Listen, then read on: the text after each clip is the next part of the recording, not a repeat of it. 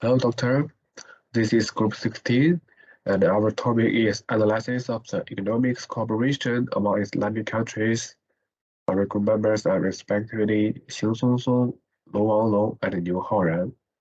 The purpose of the organization is to promote economic, social, cultural, and scientific cooperation among its member states to work towards the elimination of apartheid and racial discrimination and to operate calamities in all its forms, supporting the Palestinian people in their struggle to, re- to regain their national rights and return to their homeland, or support the Muslims in their struggle to secure their dignity, independence, and national rights.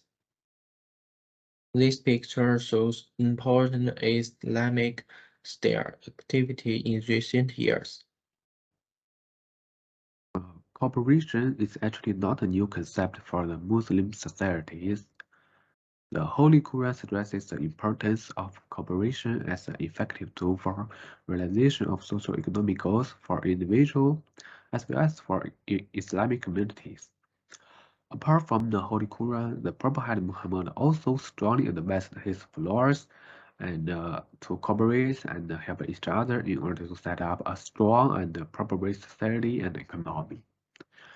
And according to the official data, Islamic countries hold 19% of the world total land, 13% of the arable and productive zones, of which only 6% is subject to irrigation. So how to make this strong more effectively work for the Islamic countries? That would be a good question. Unity is the prerequisite for developing relations and enhancing cooperation among nations. Its details may subjective in social, political, and economic development. Islam is the religion which preaches peace, love, brotherhood among mankind, particularly to Muslims. In contemporary world affairs, cooperation and relations at religion and international level not only bring stability and interdependence, but also united the world protecting their economy and diplomatic interests. The Muslim world, which comprises almost one-fourth of the world population, has a natural propensity for cooperation itself.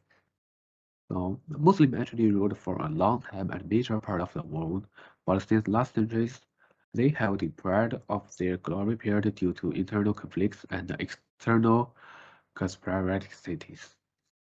Two main organizations are OIC and IDB.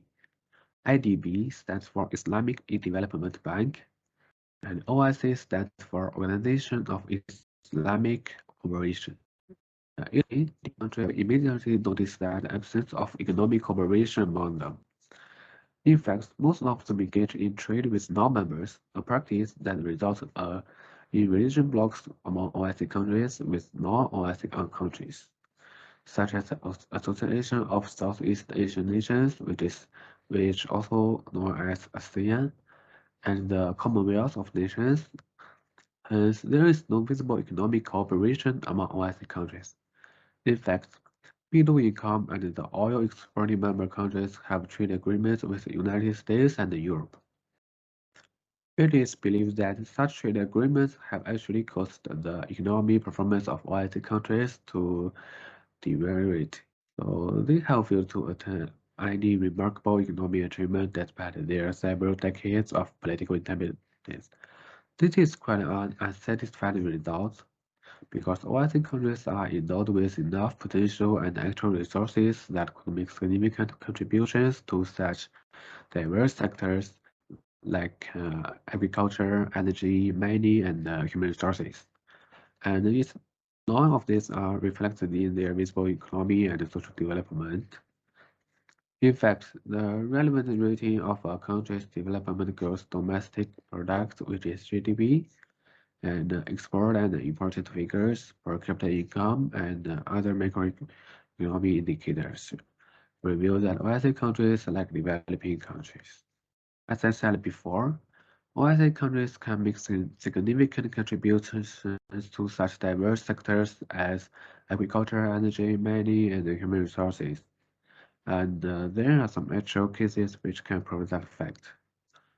Kazakhstan and Indonesia achieved a close cooperation on Islamic finance and the halal industry. And Malaysia and Turkey achieved close cooperation on imports and exports.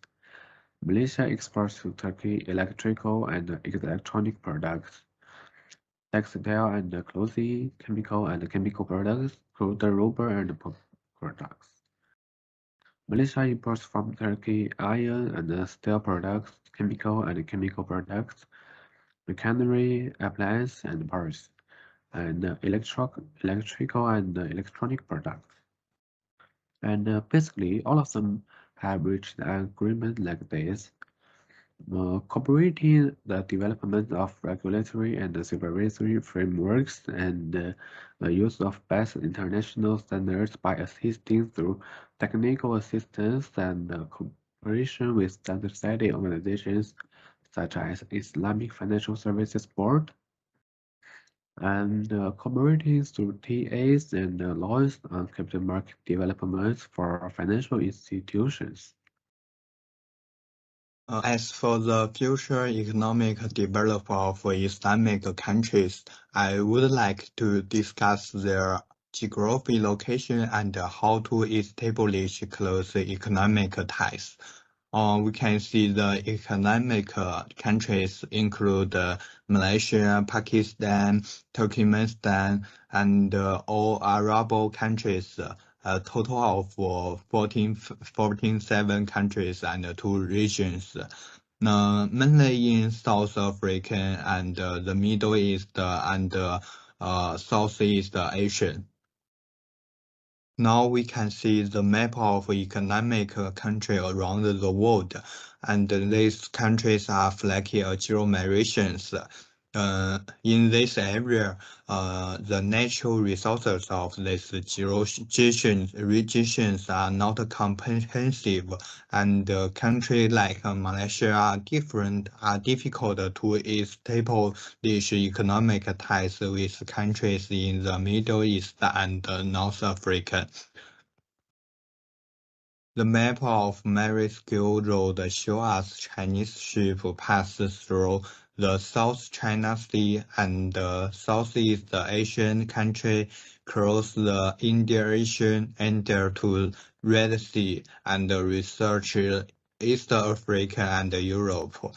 They can trade our build relationship with this almost all the countries in Southeast Asia, Europe, and North Africa.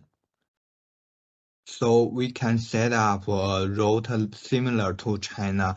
The red line on the map is the road I set up, which can pass through almost all Islamic countries. We all know the culture and the customs of Islamic country are similar. So if there is such a road, I believe that all the Islamic countries can make economic exchange more frequent and promote the development of all countries. Okay, that's all our group presentation. Thank you for watching. Bye bye.